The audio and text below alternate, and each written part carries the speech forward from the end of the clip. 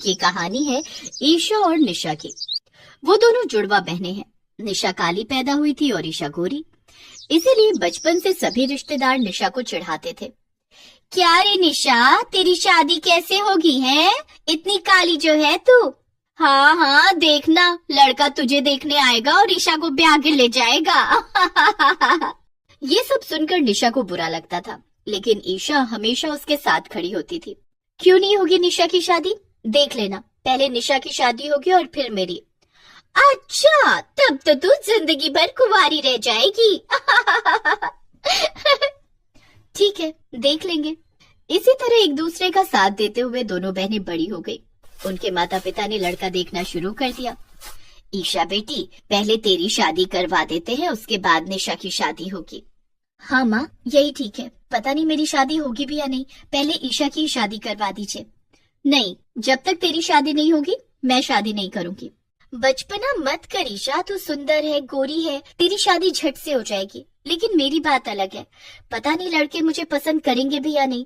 शायद मैं पूरी जिंदगी कुंवारी रह जाऊं, तो फिर तेरे साथ मैं भी कुंवारी रह जाऊंगी। ईशा जिद पकड़कर बैठ गई। इसीलिए उनके माँ बाप पहले निशा के लिए लड़का देखने लगे। 2-3 लड़के निशा को देखने के लिए आए भी, लेकिन निशा को देखते ही उन्होंने मना कर दिया और पतली गली से निकल लिए। तब निशा के पिता ने कहा, नहीं, ऐसा नहीं होगा। निशा की शादी करवाने के लिए मुझे दहेज में बहुत पैसे देने होंगे, नहीं तो कोई मेरी बेटी से शादी नहीं करेगा। उन्होंने 10 लाख दहेज का ऐलान किया। उसके बाद अमित नाम का एक लड़का निशा को देखने के लिए आया। देखने के बाद उसने कहा, लड़की बहुत काली है। इतनी काली लड़की से शादी के बारे में तो सोचा तक नहीं था मैंने। लेकिन बेटा, मैं 10 लाख रुपए दहेज में भी तो दे रहा हूँ ना, साथ में एक नई गाड़ी। हाँ, वो सब तो ठीक है, लेकिन कुछ जम नहीं रहा। ये सब बातचीत हो ही रही थी कि तभी वहाँ ईशा आ गई। उसे देखकर अमित फिदा हो गया और बोला, ये कौन है? ये मेरी छोटी बेटी है, ईशा, निशा की बहन। अरे वाह, आप इसी से मेरी शादी क्यों नहीं करवा देते? मुझे तो ये पसंद आ रही है। नहीं, मैं शादी नहीं करूंगी, पहले निशा की शादी होगी। तभी अमित के दिमाग में एक आइडिया आया और उसने कहा, ठीक है, मैं निशा से शादी करने के लिए तैयार हूँ, लेकिन दहेज में मुझे पैसे और गाड़ी के साथ साथ ईशा भी चाहिए। मतलब कहना क्या चाहते हो तुम? मतलब ईशा भी तुम्हारे साथ 2-3 महीनों के लिए मेरे घर पर जाएगी। क्या बेटा, ये कैसी बात हुई? वो कभी हो सकता है क्या? क्यों क्यों नहीं हो सकता है? साली तो आधी घर वाली होती है, और मैं तो केवल 2-3 महीने के लिए जाने के लिए बोल रहा हूँ। निशा को भी अच्छा लगेगा, वो अकेली नहीं रहेगी। ईशा ने कहा, ठीक है, मुझे मंजूर है। मेरे ऐसा करने से अगर निशा की शादी हो जाए तो यही सही। ईशा मान गई और निशा की शादी पक्की हो गई। अमित बारात लेकर आया और निशा के साथ उसकी शादी हो गई। निशा के पिता ने अमित को एक नई गाड़ी दी और उसी गाड़ी में वो निशा के साथ बैठ गया। अरे ईशा, तुम भी आओ, तुम भी जाओगी ना हमारे साथ? हाँ हाँ, आती हूँ। निशा, तुम गाड़ी के सामने की सीट पर बैठ जाओ, ईशा मेरे साथ बैठेगी। क्यों? तुम्हारी बीवी तो मैं हूँ ना। हाँ, बीवी तो तुम ही हो, लेकिन मेरे साथ ईशा बैठेगी तो इलाके में मेरा नाम होगा। सब लोग बोलेंगे कि वाह, अमित ने कितनी सुंदर लड़की से शादी की है। निशा को बहुत दुख हुआ। उसका पति उसके साथ बैठकर नहीं जाना चाहता है। निशा सामने की सीट पर जाकर बैठ गई और ईशा को पीछे अमित के साथ ही बैठना पड़ा। अमित के घर के सामने गाड़ी जाकर रुक गई और अमित ईशा के साथ बाहर निकला। सब लोग ईशा को ही घूर घूर कर देखने लगे। अरे वाह, अमित के साथ वो लड़की बहुत खूबसूरत है। निशा की तरफ किसी ने ध्यान ही नहीं दिया। घर के अंदर जाकर भी अमित ईशा को लेकर ही बिजी हो गया। सब लोग ईशा के पीछे पीछे ही भागने लगे। अरे तुम लोग मेरे पीछे क्यों भाग रहे हो? मैं दुल्हन नहीं हूँ, दुल्हन तो मेरी बहन निशा है। अमित की माँ सरला ने कहा, दुल्हन तो तुम्हें ही होना चाहिए था बेटी। खैर, अब क्या ही कर सकते हैं। बहू, तुम अपने कमरे में चली जाओ। जी माँ जी। निशा अपने कमरे में चली गई और गुस्सा होकर बैठी रही। ईशा उसके पास आई। क्या हुआ निशा, मुंह फुलाकर क्यों बैठी है? मुंह फुलाकर नहीं बैठू तो क्या करूं? तू तो बहुत खुश होगी ना, सब लोग तुझे दुल्हन जो समझ रहे हैं। ये तो क्या बोल रही है निशा? मैं तो यहाँ आना भी नहीं चाहती थी, तेरी वजह से ही मुझे आना पड़ा। हाँ हाँ, बड़ा एहसान कर दिया मुझ पर। निशा और ईशा में झगड़ा हो गया। जिंदगी में पहली बार दोनों ने झगड़ा किया। निशा ने पूरा दिन ईशा का चेहरा भी नहीं देखा। दूसरी तरफ सरला और अमित आपस में बातें करने लगे। बेटा, मुझे तो ईशा जैसी बहू ही चाहिए थी, तूने फालतू में उस काली कलौटी से शादी कर ली। अरे माँ, अपने बेटे को क्या इतना बुद्धू समझती हो? मैंने इसीलिए तो ईशा को 3 महीने के लिए यहाँ बुलाया है। अगर मैं ईशा से शादी करता तो ना ही मुझे 10 लाख मिलते और ना ही ये नई गाड़ी। अभी देखो, मुझे दहेज भी मिल गया और ईशा भी इस घर में आ गई। इन 3 महीनों में ईशा को मैं अपने प्यार के जाल में फंसा लूंगा। और उसके बाद अरे वाह बेटा, बहुत दिमाग चलता है तेरा। मैं भी इन 3 महीनों में ईशा की बहुत खातिरदारी करूंगी। बस फिर क्या था, दोनों ने काम शुरू कर दिया। सुहागरात में अमित निशा के कमरे में गया ही नहीं। सरला, ईशा और अमित पूरी रात एक साथ बैठकर गप्पे लड़ाते रहे। अरे जीजू, आज तो सुहागरात है, मेरी बहन इंतजार कर रही है, जाओगे नहीं कमरे में? मन नहीं है जाने का, मुझे यहीं पे अच्छा लग रहा है। उधर कमरे में निशा अमित के इंतजार में रोते रोते थक कर सो गई। अगले दिन से ईशा के साथ महारानियों की तरह बर्ताव किया जाने लगा। ईशा बेटी, क्या खाओगी नाश्ते में?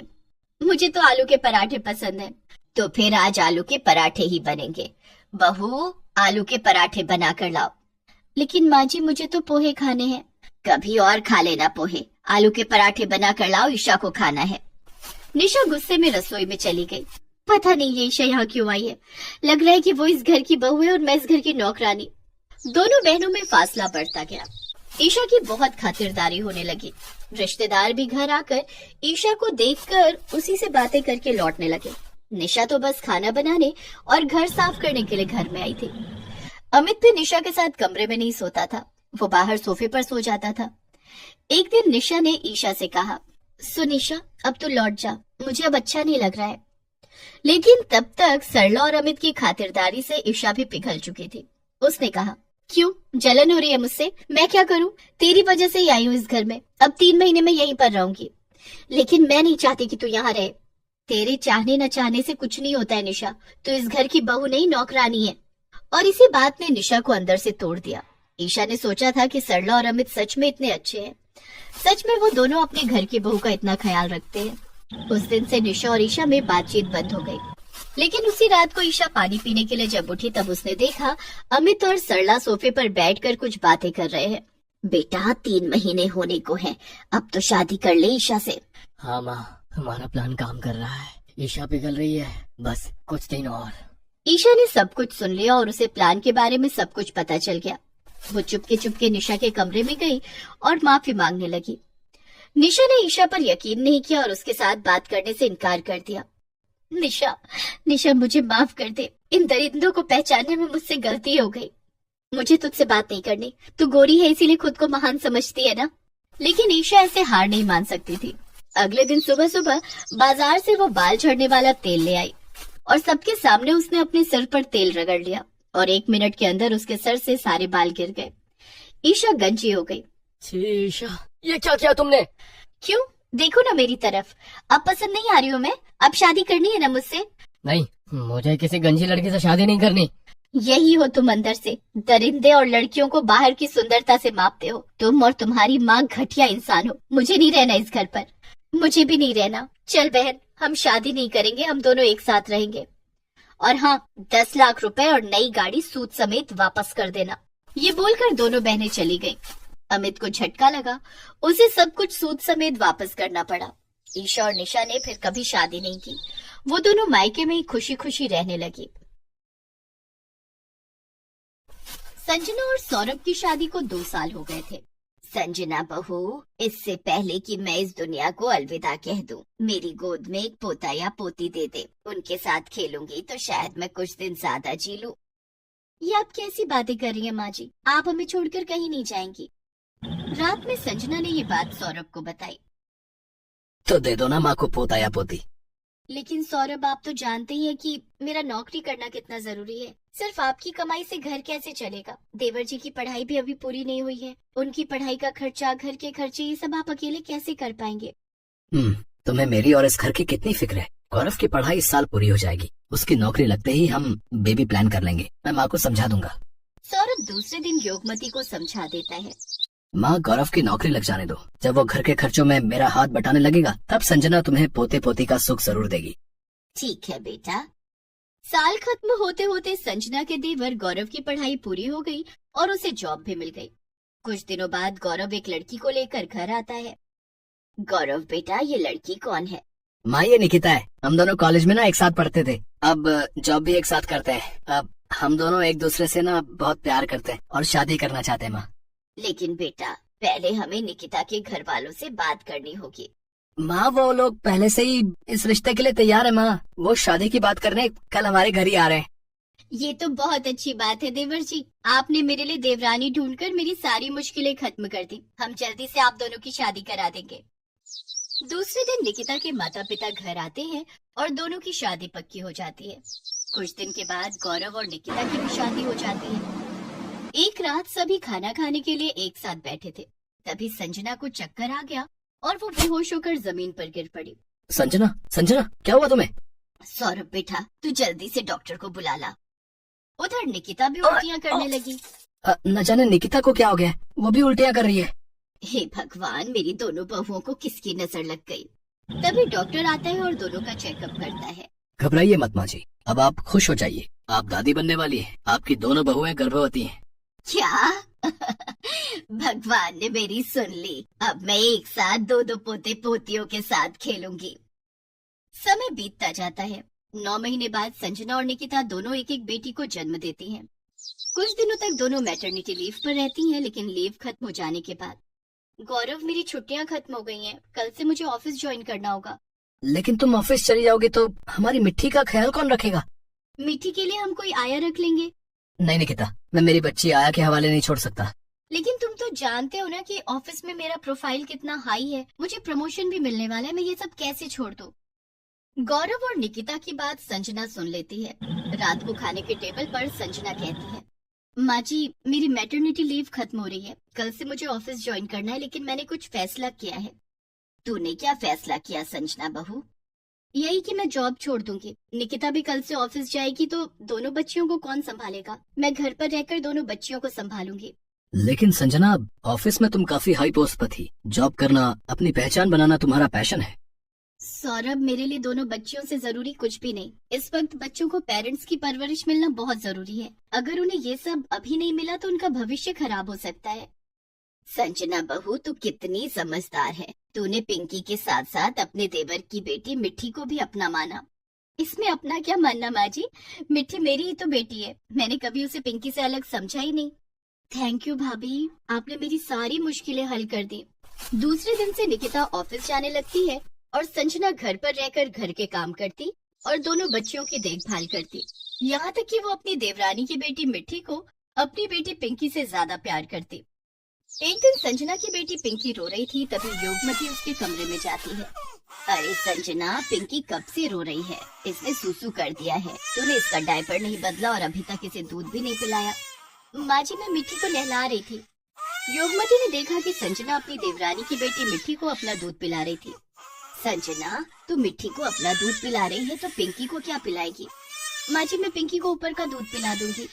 संजना ने अपनी देवरानी की बेटी मिट्टी को दूध पिलाकर सुला दिया। उसके बाद उसने अपनी बेटी पिंकी का डायपर हटाकर उसे नहलाया और उसे ऊपर का दूध पिला दिया। योगमती मन ही मन सोचती है, मेरी बड़ी बहू कितनी समझदार है। वो अपनी देवरानी की बेटी को अपनी बेटी से ज्यादा प्यार करती है। धीरे धीरे दिन बीत रहे थे। दोनों बच्चियां बड़ी हो रही थी। संजना देवरानी की बेटी मिट्टी की हर जिद पूरी करती। मिट्टी बेटी, आज नाश्ते में क्या खाएगी? बड़ी माँ, मैं आलू के पराठे खाऊंगी। माँ, मुझे आलू के पराठे नहीं खाना, मैं पास्ता खाऊंगी। पिंकी बेटी, आलू के पराठे बनेंगे तो तेरी दादी भी खा लेंगी, इसलिए मैं सबके लिए आलू के पराठे बनाऊंगी। माँ, तुम हमेशा मिट्टी की पसंद का खाना बनाती हो, हर बार उससे ही पूछती हो कि क्या खाना है, मुझसे कभी नहीं पूछती। मुझे हमेशा वही खाना होता है जो मिट्टी को पसंद है। पिंकी, ऐसा नहीं कहते, मिट्टी तुम्हारी बहन है। लेकिन आप मिट्टी को ज्यादा प्यार करती हो और मुझे कम। मुझे अभी चॉकलेट आइसक्रीम खानी है। ठीक है, मैं तुम दोनों के लिए चॉकलेट आइसक्रीम लेकर आती हूँ। संजना इस तरह से अपनी बेटी पिंकी को समझाती है। कुछ दिनों के बाद सौरभ, मिट्टी और पिंकी 3 साल की हो गई हैं। दोनों का दाखिला स्कूल में करवाना होगा। देखो संजना, मेरे पास तो टाइम नहीं है। कोई बात नहीं, मैं दोनों का एडमिशन करवा दूंगी।